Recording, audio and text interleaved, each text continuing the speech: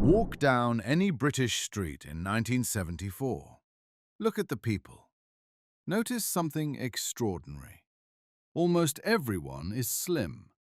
Not thin by choice, not from dieting, simply normal.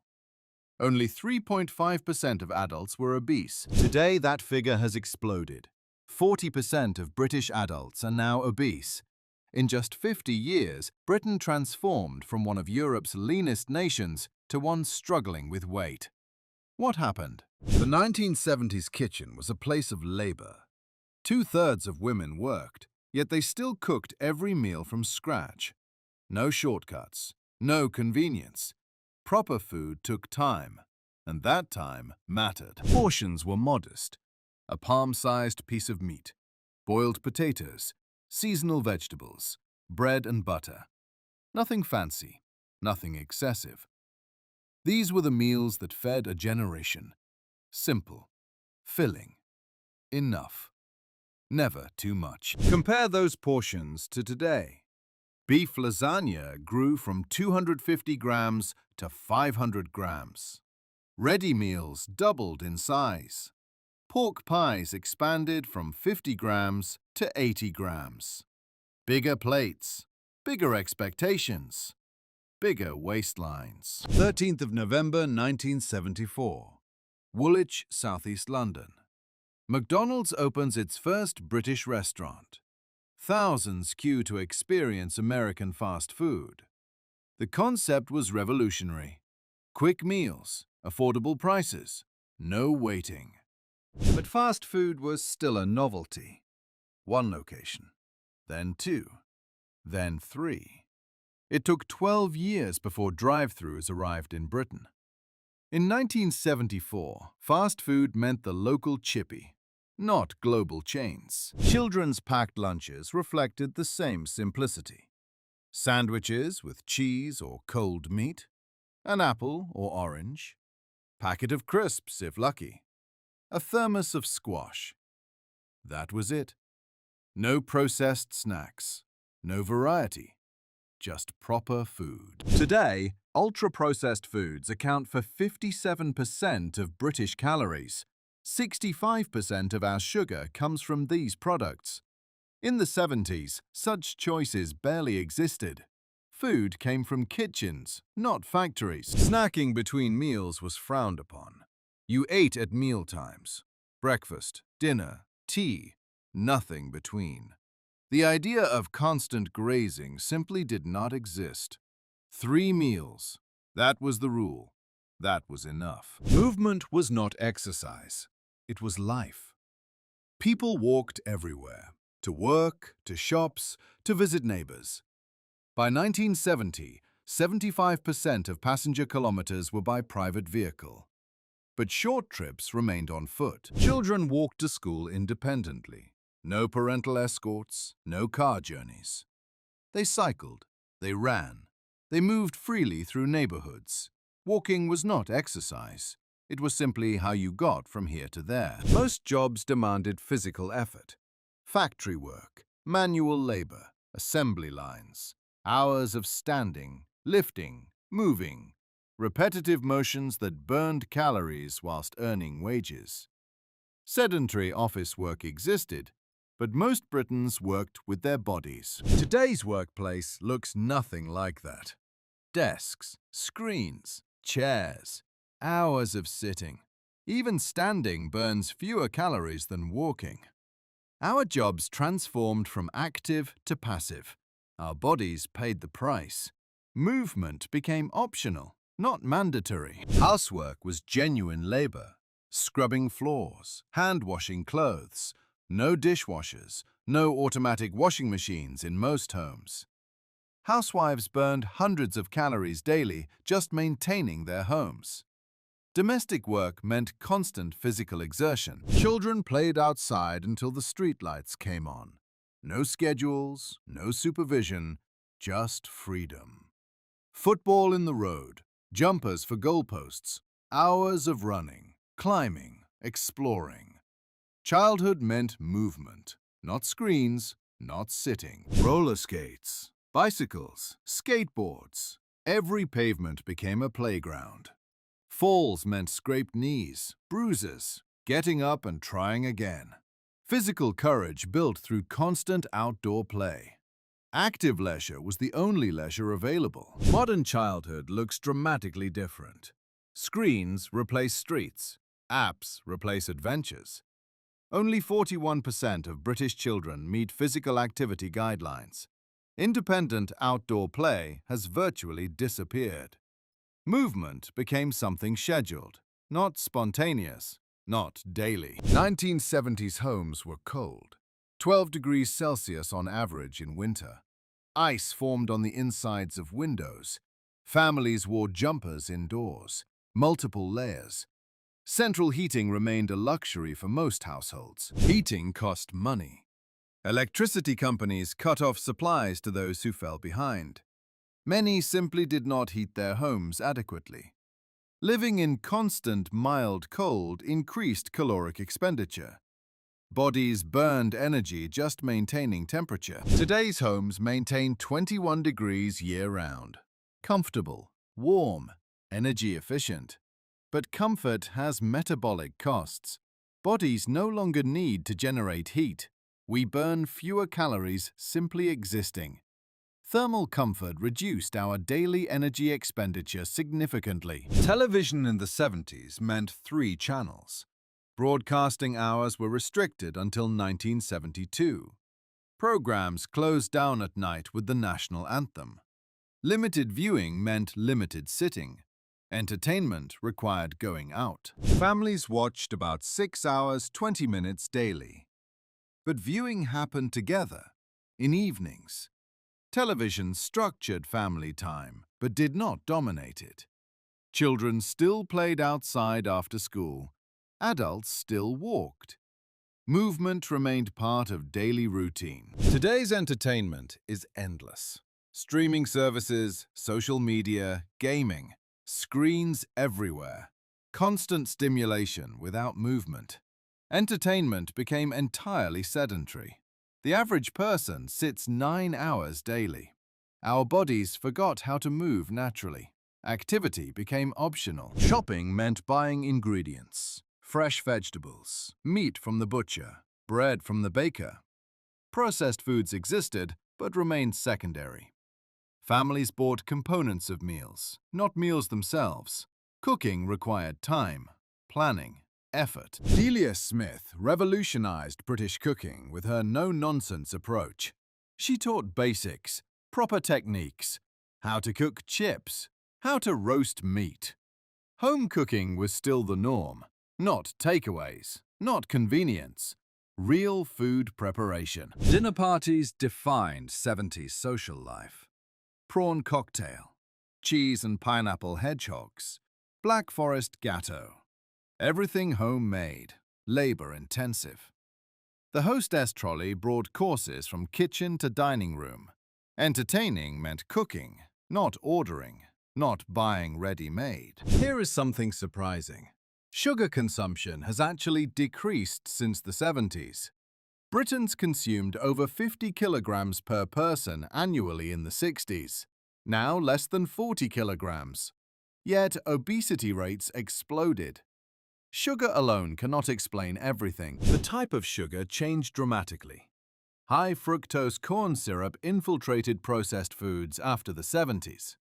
This artificial sweetener became prevalent in soft drinks and processed items. Different sugars affect metabolism differently. Chemical composition matters as much as quantity. Class differences existed, but were less pronounced. Mean BMI in the highest social class was 24.9. In the lowest class, 26.8. A difference of less than 2 points. Obesity affected everyone minimally. By 1970 cohort's adulthood, that gap widened dramatically. Highest social class maintained BMI of 24.2. Lowest class rose to 28.1, a 4-point difference. Obesity became increasingly associated with disadvantage. The epidemic hit poorer communities hardest. Inequality deepened alongside expanding waistlines. Childhood obesity barely existed. In 1984, only 1.2% of boys and 1.8% of girls were obese. By 2003, those figures reached 6% for boys and 5% for girls. A five-fold increase within 20 years. Childhood changed fundamentally. Social life involved movement. Pubs meant standing, talking, walking to and from. No gastropub serving full meals, no sitting for hours. Dancing was popular. Walking to friends' houses. Cinema trips required travel. Every social interaction included physical activity. Entertainment meant going somewhere, doing something, moving constantly throughout the day. Shopping required multiple stops. Butcher for meat, baker for bread, grocer for vegetables. Each errand meant walking. No supermarkets consolidating everything. No drive-through convenience. No online delivery. Shopping was exercise disguised as necessity. Housewives walked miles weekly just acquiring food. Modern convenience eliminated that incidental activity completely. Efficiency reduced movement. This channel explores the Britain you remember. The everyday details, the forgotten realities. If you are enjoying this journey into the past, please subscribe, enable notifications, share with others who remember. Your support helps preserve these stories. Now, let us continue exploring what happened to Britain's waistline. What other factors contributed to this transformation? Car ownership transformed dramatically. In 1981, 15% of households owned 2 or more cars. By 2016, 33% had multiple vehicles. Cars replaced walking for even short journeys. Car use for trips under 2 miles increased 65%. Convenience eliminated daily movement completely. Feet became obsolete. The school run epitomizes this change. Children who once walked independently now travel by car. Parents fear traffic, fear strangers, fear everything. Yet the traffic they fear is created by other parents driving their children. Safety concerns eliminated the walk that kept children slim. Parental anxiety increased childhood obesity. Manual labor dominated employment. Construction workers, factory operatives, dock workers. Jobs that demanded strength, endurance, constant movement. 8-hour shifts of physical exertion. Bodies adapted to daily demands. Muscles developed through work. Fitness was occupational requirement, not gym membership. Labor maintained leanness naturally. Work was exercise. Exercise was work. Deindustrialization changed everything. Manufacturing jobs disappeared. Service sector expanded. Physical labor became rare. Office work became norm.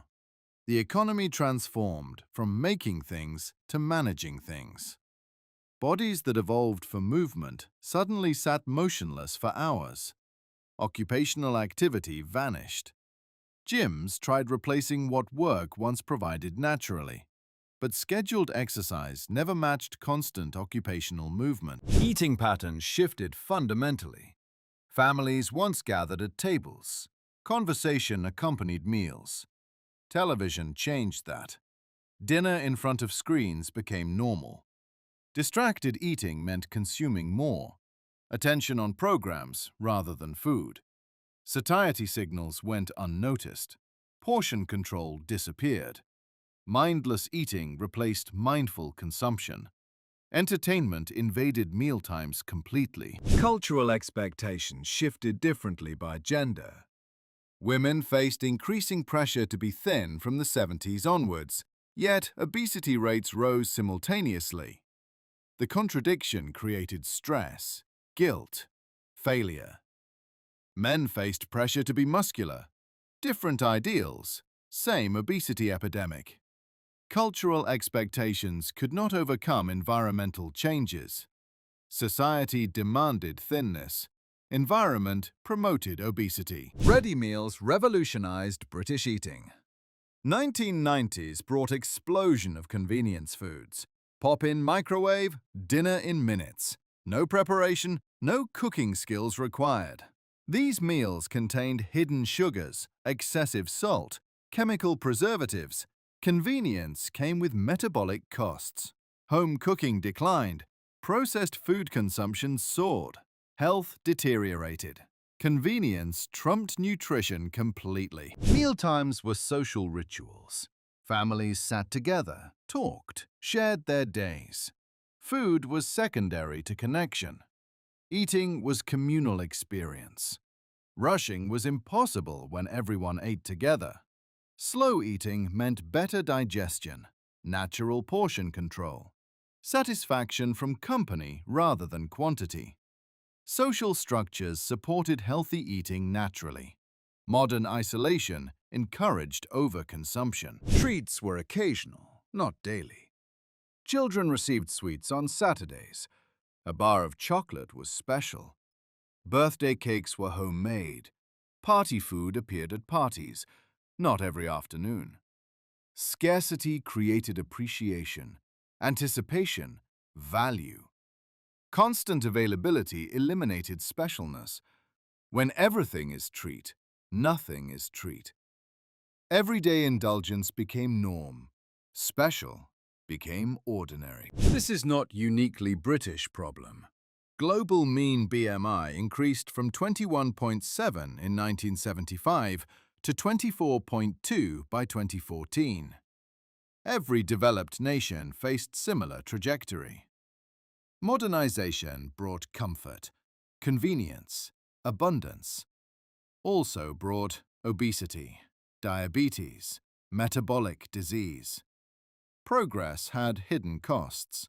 Development meant declining health worldwide simultaneously. The 1970 birth cohort experienced faster weight gain than any previous generation.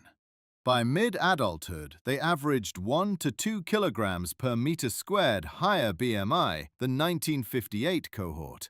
Each successive generation became heavier. Obesity epidemic accelerated.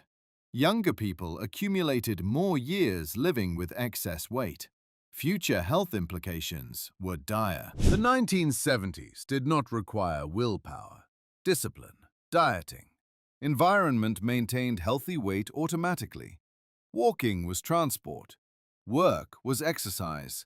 Food was real. Portions were modest. Cold homes burned calories. Active childhoods built fitness.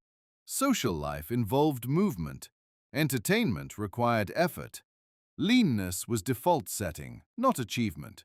Simply normal state of being. Today requires constant vigilance. Gym memberships, calorie counting, fitness trackers, conscious decisions every moment. Environment promotes obesity at every turn. Staying slim demands fighting your surroundings constantly. What was once natural now requires extraordinary effort. Modern life fattens. Only deliberate resistance maintains health. Willpower replaced environmental support.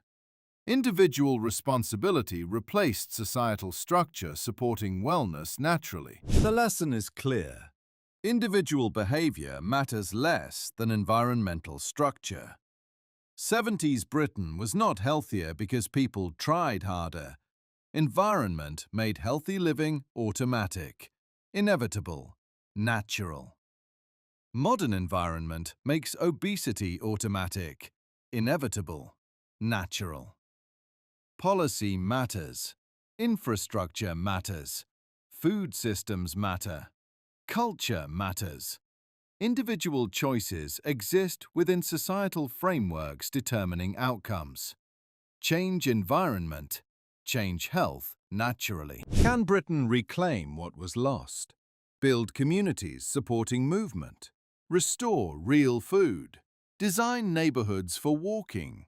The past offers lessons, not nostalgia, understanding. 70s slimness was not virtue, was environment. Change environment, health follows.